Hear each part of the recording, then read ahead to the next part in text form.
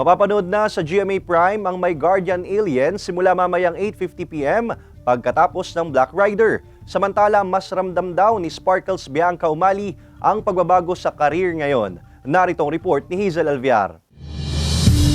Naulang din siya. Officially back ang reyna ng primetime na si Marian Rivera. Abangan ang out of this world na pagganap ni Marian bilang may bahay at alien sa serye. Bago pa man ang ganyang extraordinary comeback, may hataw performance sa All Out Sundays kahapon si Marian kasama si Rafael Landicho. Nakipagkulitan din sa ayos barkada ang cast members na sina Gabby Concepcion, Max Collins at marami pang iba. Nagpakita naman ng suporta kay Marian at sa cast ng My Guardian Alien ang Kapuso Stars, gaya ng mga bida ng Pulang Araw, pati na sina Ruru Madrid, Jillian Ward at Heart Evangelista. It gives me so much pleasure to congratulate you, Madame Marian, because finally, after many years, you are back where you belong on GMA Prime. From my heart to yours, congratulations and welcome back, Queen of Primetime.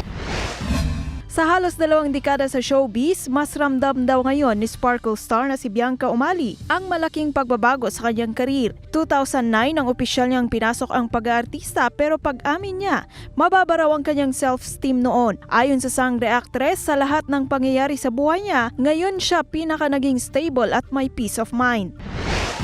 Nag-collab naman sina Kapuso Princess Barbie Forteza at Chinita Princess Kim Chu sa kanilang vlog. Napag-usapan ng dalawa ang posibleng pagkakaroon nila ng project at comedy raw ang isa sa mga nais silang gawin.